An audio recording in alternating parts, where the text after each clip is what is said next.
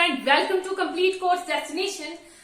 जैसे कि हम सबको मालूम है कि हम लोग अपनी पिछली क्लास के अंदर क्लास 8 के चैप्टर 4 को डिस्कस कर रहे थे, जिसका नाम था materials, metals and non metals, है ना। तो पिछली क्लास के अंदर हम लोग ने इस चैप्टर के अंदर क्या डिस्कस किया था? मेटल्स एंड नॉन मेटल्स के फिजिकल प्रॉपर्टीज को, है ना। मेटल्स एंड नॉन मेटल्स की फिजिकल प्रॉपर्टीज को हम लोगों ने डिस्कस कर लिया था। तो आज की क्लास के अंदर हम लोग क्या डिस्कस करने वाले हैं? About the chemical properties of metals and non metals. Okay, हम लोग जो है केमिकल प्रॉपर्टीज को डिस्कस करेंगे। Properties of metals and non metals.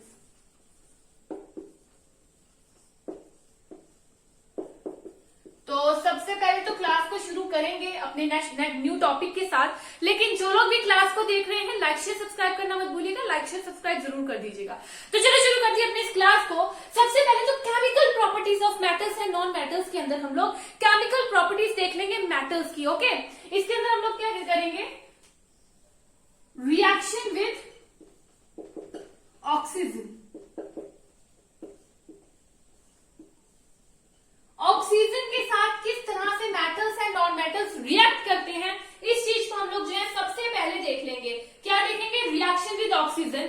हमारे metals and non metals oxygen के साथ किस तरह से रिएक्ट करेंगे? तो सबसे पहले हम लोग क्या करेंगे? मेटल्स की रिएक्शन देख लेंगे ऑक्सीजन के साथ। ओके, तो आई थिंक कि हम सब लोग अच्छे से जानते हैं about the rusting of iron. जब आयरन की रस्टिंग किस तरह से होती है, हम सभी लोग इस प्रोसेस को जानते हैं।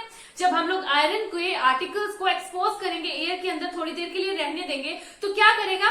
जो हमारा आयरन होगा वो रस्ट होना स्टार्ट हो जाएगा। उसके ऊपर जो है रस्ट आ जाएगा, एक पतली सी लेयर आ जाएगी ब्राउन कलर की, which is called rust, and this process is called rusting. And in this process what happens actually, जो हमारा आयरन होगा इसको हम लोग जो है एयर के अंदर एक्सपोज कर देंगे कुछ टाइम के लिए, और जो हमारा आयरन होगा वो रिएक्ट कर जाएगा ऑक्सीजन के साथ, धीरे धीरे ऑक्सीजन के साथ रिएक्ट करता रहेगा, और उसके बाद जो है रस्टिंग हो जाएगी। And I think in our 7th class we already have discussed about the burning of magnesium ribbon, है ना। मैग्नीशियम रिबन की बर्निंग के बारे में हम लोगों ने देखा था। जब मैग्नीशियम रिबन जो है ऑक्सीजन के प्रेजेंस में बर्न होता है तो क्या होता है?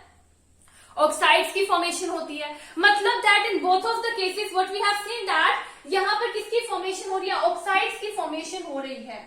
When metals reacts with oxygen, किसकी फॉर्मेशन हो रही है? ऑक्साइड्स की फॉर्मेशन हो रही है। Like will take the example of copper. जो हमारा कॉपर होता है, अगर कॉपर को हम लोग इसी तरह से एयर के अंदर एक्सपोज रहने देंगे, मॉइस्ट एयर के अंदर, मॉइस्ट एयर के अंदर हम लोगों ने कॉपर को छोड़ दिया, तो क्या होगा? हमारे कॉपर के ऊपर एक फेंट ग्रीन कलर की जो है लेयर बन जाएगी। And actually this layer is the mixture of what? This layer is the mixture of copper hydroxide and copper. ये एक लेयर होगी, ठीक है, copper hydroxide and copper carbonate की एक लेयर बन जाएगी हमारे कॉपर के ऊपर। मतलब कि कॉपर का लेयर जो होगा, कॉपर का जो कलर होगा वो कैसा हो जाएगा? कॉपर का कलर जो है चेंज हो जाएगा by the mixture of this things, ठीक है। ये ग्रीन लेयर जो है इन दोनों चीजों की मिक्सचर होगी। तो किस तरह की रिएक्शन होगी देखते हैं। जो हमारा कॉपर है, कॉपर रिएक्ट करेगा मॉइस्ट एयर के साथ, ठीक है, in the presence of oxygen. ये हमारी मॉइस्ट एयर है, और यहां पर किसकी फॉर्मेशन हो जाएगी? फॉर्मेशन हो जाएगी हमारी कॉपर हाइड्रोक्साइड की, और उसी के साथ साथ जो है कॉपर कार्बोनेट की फॉर्मेशन हो जाएगी। ये रिएक्शन हमारे पास आएगी। हम लोग क्या देख रहे हैं यहाँ पर? कॉपर, यहाँ हमारी पूरी रिएक्शन जितनी हमने देखी थी, रस्टिंग के अंदर, बर्निंग ऑफ मैग्नीशियम रिबन उसके अंदर, या फिर हमारे कॉपर को जो करोड होना, उसमें क्या देख रहे हैं? तीनों चीजों में हमारी ऑक्साइड्स की फॉर्मेशन हो रही है। एंड एक्चुअली जो ये हमारे ऑक्साइड्स होंगे किस नेचर के होंगे? जो हमारे ऑक्साइड्स होंगे ये बेसिक नेचर के होंगे। बेसिक नेचर के होंगे मतलब कि it turns red litmus into blue colour. तो क्या हो रहा है? जब हमारे मेटल्स रिएक्ट कर रहे हैं ऑक्सीजन के साथ, तो ऑक्साइड्स की फॉर्मेशन हो रही है, और ये जो ऑक्साइड्स है कौन से नेचर के होंगे? बेसिक नेचर के होंगे, जो कि हमारे रेड लिटमस को ब्लू के अंदर कन्वर्ट कर देंगे, ठीक है। ये तो हमारे मेटल्स की बात होती है। अब हम लोग नॉन मेटल्स की बात कर लेते हैं। ओके, अगर हमारे नॉन मेटल्स जो है, नॉन मेटल्स इन ऑक्साइड्स की फॉर्मेशन करेंगे वो ऑक्साइड्स किस नेचर के होंगे, वो ऑक्साइड्स हमारे एसिडिक नेचर के होंगे। ठीक है, एसिडिक नेचर के ऑक्साइड्स की फॉर्मेशन करेंगे हमारे नॉन मेटल्स। जैसे कि हम लोग एग्जांपल ले लेते हैं सल्फर। ओके, जब हमारा सल्फर जो है ऑक्सीजन के साथ रिएक्ट करेगा, सल्फर क्या है, सल्फर ऑक्सीजन के साथ रिएक्ट करेगा तो क्या बनाएगा, सल्फर डाइऑक्साइड की फॉर्मेशन करेगा। सल्फर डाइऑक्साइड की फॉर्मेशन करेगा एयर के साथ रिएक्ट कर। जब हमारा सल्फर जो है एयर के साथ रिएक्ट करेगा तो सल्फर डाइऑक्साइड की फॉर्मेशन करेगा। इस सल्फर डाइऑक्साइड को हम फर्दर वाटर के अंदर ऐड कर देंगे। ठीक है, वाटर के अंदर अगर हम लोग इस सल्फर डाइऑक्साइड को ऐड कर देंगे तो हमारे पास क्या बन जाएगा, sulphurous acid.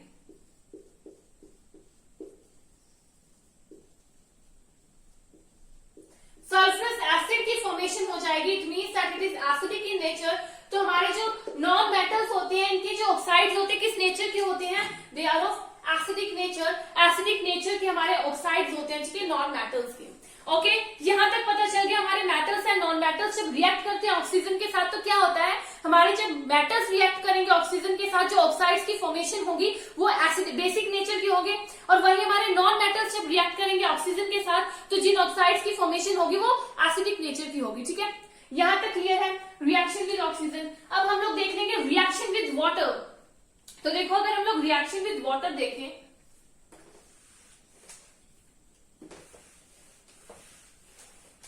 Reaction with water, water के साथ रिएक्शन देखेंगे अब हम लोग। ठीक है, तो अगर हम लोग वाटर के साथ रिएक्शन देखते हैं तो हम लोग क्या देखेंगे, सबसे पहले हम लोग जो है अपने मेटल्स को देखेंगे। जब हमारे मेटल्स रिएक्ट करेंगे किसके साथ, वाटर के साथ, तो देखो एक हमारा मेटल है सोडियम।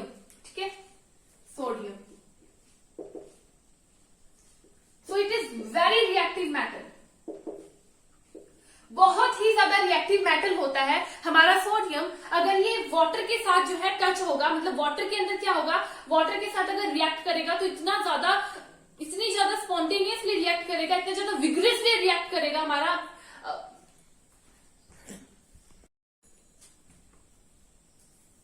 तो अब हम लोग देख लेते हैं reaction with water, metals and non metals की रिएक्शन विद वाटर। तो सबसे पहले अगर हम लोग मेटल्स की रिएक्शन देखें विद वाटर तो हमारे कुछ मेटल्स होते हैं लाइक सोडियम।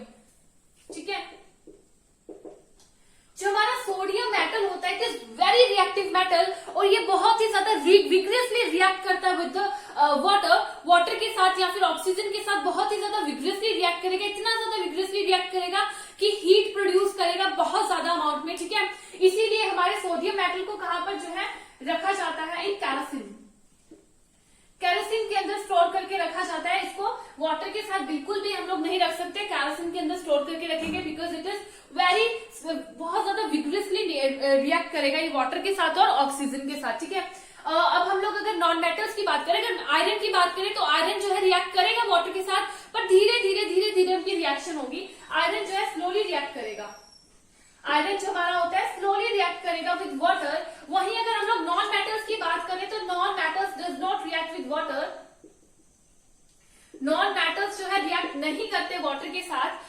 लेकिन हम लोग अगर कुछ नॉन मेटल्स लाइक फास्फोरस की बात करें तो वो एयर के अंदर बहुत ज्यादा रिएक्टिव होता है, एयर के अंदर इतना ज्यादा रिएक्टिव होगा कि अगर हम लोग उसे थोड़ा भी एक्सपोज करेंगे एयर के अंदर तो जल्दी से जो है फायर आग पकड़ लेगा। इसलिए जो हमारा फास्फोरस होता है नॉन मेटल, उसको कहां पर रखा जाता है, इसको वाटर के अंदर स्टोर किया जाता है। ठीक है, फास्फोरस को स्टोर किया जाता है वाटर के अंदर। Okay, so this is the reaction of metals and non-metals with water. Now we'll discuss about the reaction of metals and non-metals with acids. Acids के साथ reaction देख लेते हैं हम लोग metals and non-metals.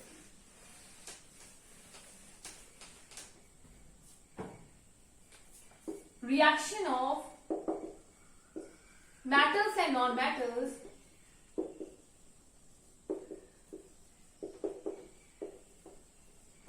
with acids. तो अगर हम लोग मेटल्स एंड नॉन मेटल्स को देखें तो हमारे जो मेटल्स होंगे वो एसिड्स के साथ रिएक्ट करते हैं और हाइड्रोजन गैस प्रोड्यूस करते हैं, हाइड्रोजन गैस प्रोड्यूस करते हैं, जो कि हमारी हाइड्रोजन गैस जब बर्न होती है तो साउंड के साथ बर्न होती है, ठीक है। मतलब कि जो हमारे मेटल्स होंगे, जब मेटल्स रिएक्ट करेंगे किसके साथ, एसिड्स के साथ, जब हमारे मेटल्स एसिड्स के साथ रिएक्ट करेंगे तो हाइड्रोजन गैस प्रोड्यूस होगी और ये हाइड्रोजन गैस जो बर्न होगी विद अ पॉप साउंड। वही अगर हम लोग नॉन मेटल्स की बात करें तो non metals does not react with acid, acid के साथ रिएक्ट नहीं करते हमारे नॉन मेटल्स, ठीक है। अब अगर हम लोग कॉपर, जो हमारा कॉपर होता है, important point, sulphur, it is not sulphur,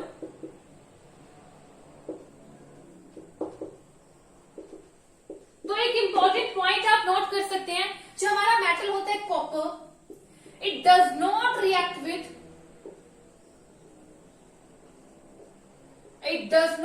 with hydrochloric acid even after heating करने पर भी ये हाइड्रोक्लोरिक एसिड के साथ रिएक्ट नहीं करेगा, but it reacts with sulphuric acid H2SO4, sulphuric acid के साथ जो है ये रिएक्ट कर जाएगा, ठीक है।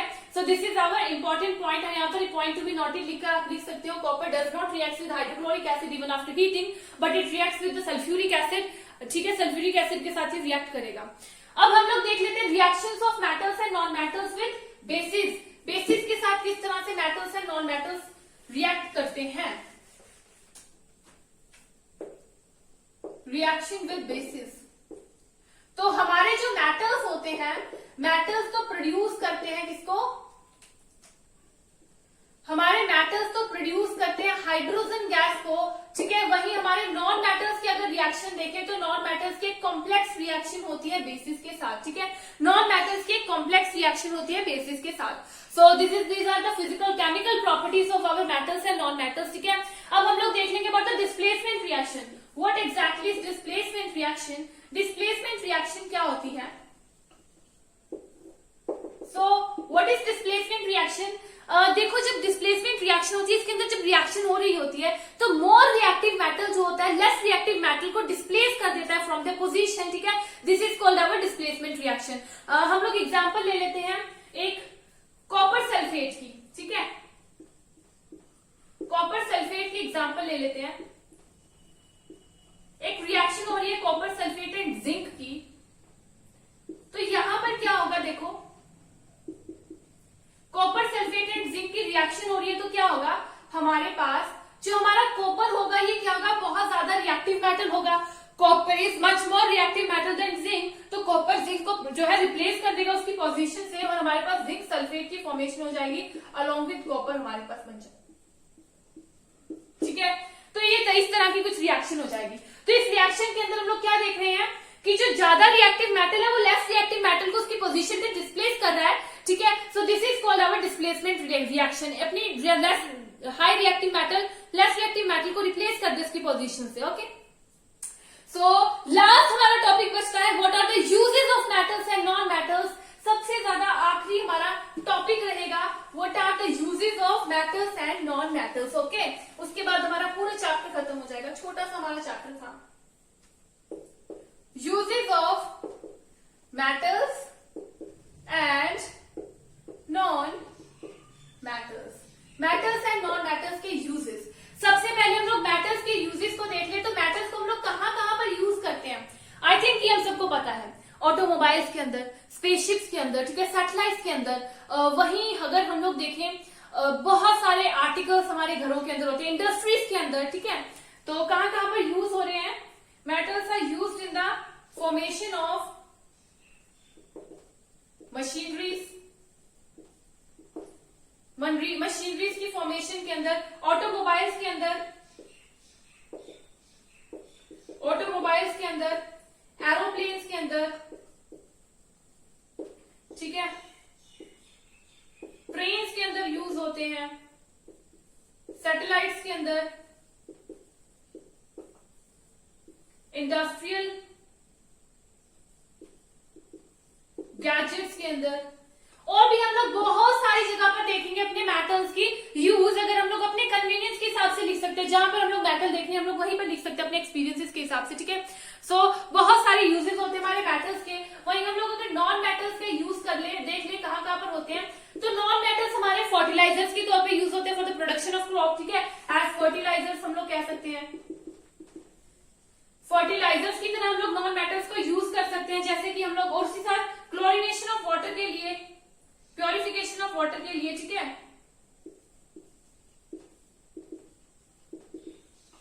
वाटर की प्योरिफिकेशन के अंदर यूज कर लेते हैं हम लोग नॉन मेटल्स का, ठीक है। क्रैकर्स के अंदर यूज कर लेते हैं। तो देखो अपने एक्सपीरियंस के हिसाब से हम लोग कुछ नहीं लिख सकते हैं, जहां जहां पर हम लोग नॉन मेटल को यूज करें वहां पर लिख सकते हैं, जहां जहां मेटल्स को यूज करें वहां पर हम लोग मेटल्स के यूजेस लिख सकते हैं, ठीक है। तो these are the uses of metals and non metals. बाकी पूरी चैप्टर हमारा यहाँ पर खत्म हो जाता है, बिकॉज हम लोगों ने इसके अंदर physical properties of metals and non metals देख लिया, chemical properties of metals and non metals देख लिया, उसी के साथ साथ हम लोगों ने uses of metals and non metals भी देख लिया। सो this is all about this chapter, जो कि हम लोग आज की क्लास के अंदर खत्म कर चुके हैं, ठीक है। तो अगली क्लास के अंदर हम लोग अपने इस चैप्टर की क्विक रिवीजन कर लेंगे थ्रू माइंड मैप, और उसी के साथ साथ जो है हम लोग उसकी अगली क्लास में अपने नेक्स्ट चैप्टर को स्टार्ट करेंगे, क्लास 8 के चैप्टर 5 को, ठीक है। तो आज की क्लास हम लोग यहीं पे खत्म करते हैं। Thank you friends.